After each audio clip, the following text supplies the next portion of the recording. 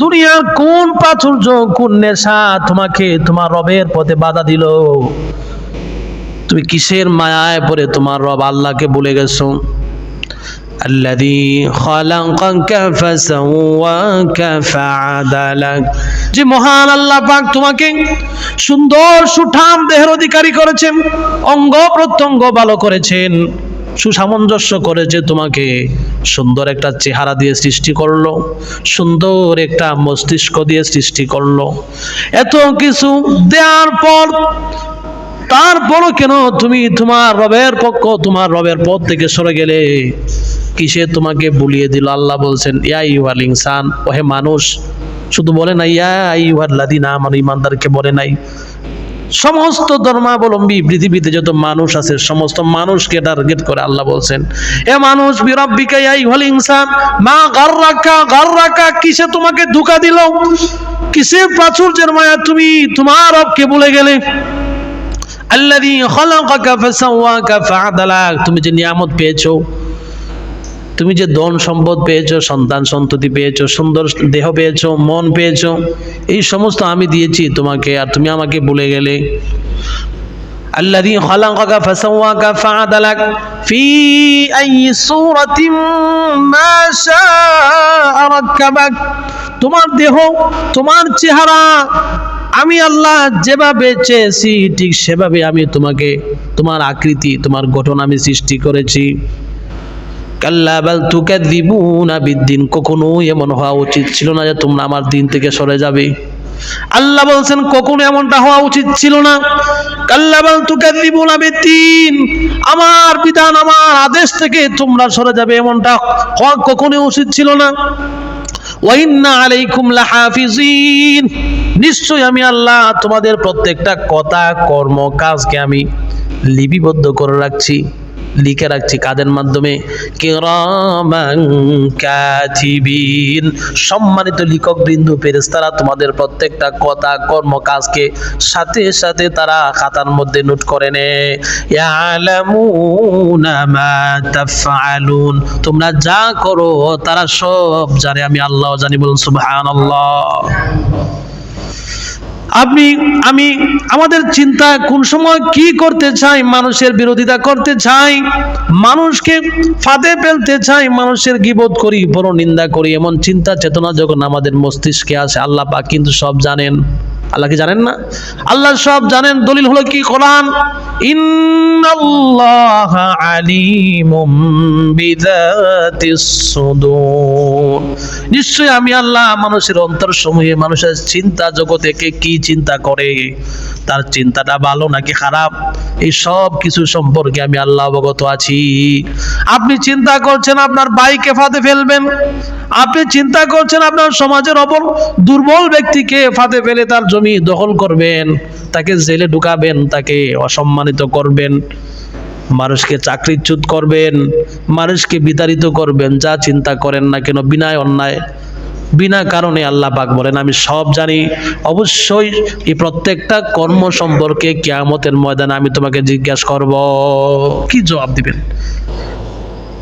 ثم لتسألن يومئذ عن النعيم, আল্লাহ বলবেন আল্লাহ বলেন অবশ্যই আমি কিয়ামতের ময়দানে প্রত্যেক ব্যক্তিকে আমার নিয়ামত সম্পর্কে তাকে জিজ্ঞেস করব। ব্রেনটা তো আল্লাহর দেয়া নিয়ামত, আল্লাহ দেয়া নিয়ামত নয়, ব্রেন তো আল্লাহ দেয়া নিয়ামত।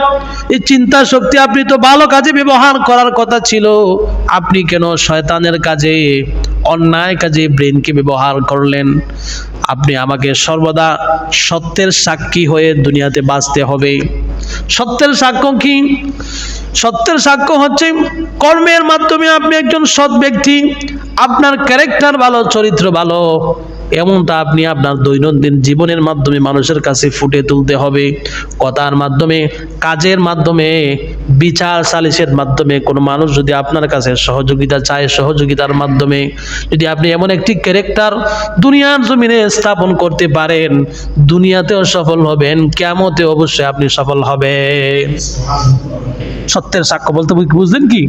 আপনি কথা কাজ ঠিক রাখবেন, মানুষকে কথা দিয়ে কথা রাখবেন, সবসময় মানুষের কল্যাণে কাজ করবেন, মানুষের ক্ষতি করার চেষ্টা করবেন না, আপনার চিন্তা চেতনা হবে ভালো।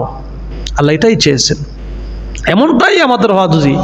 ইয়ালামুনা মা তাফআলুন, তারপর আল্লাহ বলছেন ইন্নাল আবরারা লাফি নাঈম, আর যারা আমার নেককার সদাচরণ ব্যক্তিরা, যারা দুনিয়াতে ভালো কাজ করেছে, আমার বিধিবিধানগুলো মেনে নিয়েছে, ব্যক্তি জীবন থেকে শুরু করে রান্নাঘর থেকে নিয়ে সংসদ ভবন পর্যন্ত জীবনের কোনো ক্ষেত্রে একটা সেকেন্ডের জন্য তার চিন্তা চেতনা কর্ম আমার বিরতি পথে যায়নি, যারা এরূপ জীবন যাপন করেছে তারা সেদিন আবরারা লাফি নাঈম, আমার অসংখ্য অগণিত নিয়ামত সমূহ তারা ভোগ করবে। বলেন সুবহানাল্লাহ।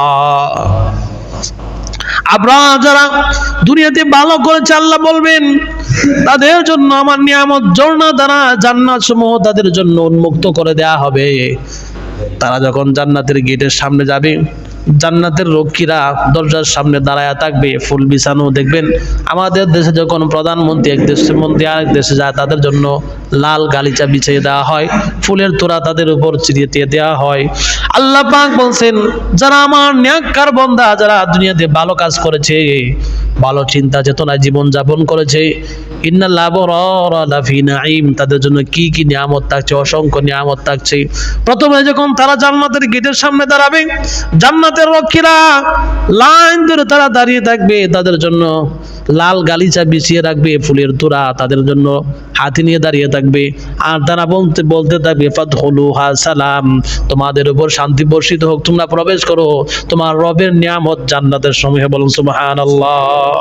আর অপরদিকে ওয়াইনাল ফুজ্জারা লাফি জাহিম, আর যারা দুনিয়াতে অসৎ কর্ম করেছে, মানুষের ক্ষতি করেছে, অন্যায়ভাবে অন্যের সাথে অন্যের জমি দখল করেছে, মানুষের গীবত করেছে, মানুষের সাথে খারাপ আচরণ করেছে, আমার এক বিধিবিধান লঙ্ঘিত কাজ করেছে, তারা সেদিন জাহান্নাম প্রত্যক্ষ করবে, জাহান্নাম তারা দেখতে পাবে। ওয়াইনাল ফুজ্জারা লাফি জাহিম ইয়াসলাউনাহা ইয়াউমাদ্দিন, আল্লাহ তাদেরকে সে স্থানে জাহান্নামে তাদেরকে প্রবেশ করাবে। ইয়াসলাউনাহা ইয়াউমাদ্দিন ওয়া মা হুম আনহা বিগাইবিন, তারা কখনো সেখান থেকে পালানোর কোনো আর পথ খুঁজে পাবে না। অনেক চালাক লোকেরা দেখবেন দুনিয়াতে নিজে পাপ করে আর একজনের উপর চাপিয়ে দিয়ে কি করে পালিয়ে যায়, এরকম হয় না? নিজে দুষ করছে আর একজন দুর্বল ব্যক্তির উপর মামলা চাপিয়ে দিয়ে তাকে জেলে ঢুকিয়ে নিজে ভালো হয়ে যায়, এরকম আছে না? 2 নম্বরে আল্লাহ বলে এই 2 নম্বরে তখন আর চলবে না। ইয়াসলাউনাহা ইয়াউমাদ্দিন, তখন আল্লাহ বলছে ইয়াসলাউনাহা ইয়াউমাদ, তাদের যার যার স্থানে তাদেরকে প্রবেশ করানো, জান্নাতীদেরকে জান্নাতে, জাহান্নামীদেরকে জাহান্নামে। ওয়া মা হুম আনহা বিগাইবিন, আর সেদিন জাহান্নামীরা কোনোদিন পথ পালাবার পথ অনুপস্থিত থাকার চেষ্টা করতে পারবে না, পালিয়ে যাবে, লুকিয়ে যাবে, এই পথ এই সুযোগ আর কি থাকবে না। ওয়া মা আদরাকা মা ইয়াউমুদ্দিন, ওয়া মা আদরাকা মা ইয়াউমুদ্দিন, নবী আপনি কি জানেন বিচার দিবস কি? আল্লাহ পাক বলছেন ওয়া মা আদরাকা মা ইয়াউমুদ্দিন, নবী আপনি কি জানেন বিচার দিবস কি? সুম্মা মা আদরাকা মা ইয়াউমুদ্দিন, আবার বলছি নবী আপনি কি জানেন বিচার দিবস কি? ইয়াউমা লা তামলিকু নাফসুন লিনাফসিন শাইআ, সে সময় প্রত্যেক আত্মাই নিজেকে বাঁচানোর জন্য পাগল হয়ে যাবে, কিন্তু কারো সাধ্য থাকবে না, কারো ক্ষমতা থাকবে না নিজেকে বাঁচানোর কিংবা অন্যকে বাঁচানোর। ওয়াল আমরু ইয়াউমাইযিন লিল্লাহ, তখন কর্তৃত্ব নেতৃত্ব একমাত্র আমাল চলবে। দুনিয়া নেতৃত্ব কর্তৃত্ব যেই দিয়েছে, কিন্তু আল্লাহর পাকের কাছে এই নেতৃত্ব কর্তৃত্ব কোনোটাই কি চলবে না। আল্লাহ পাক বলছেন এই কোরআন তো কোনো মানুষের বানানো নয়, কোনো শয়তানের বানানো নয়।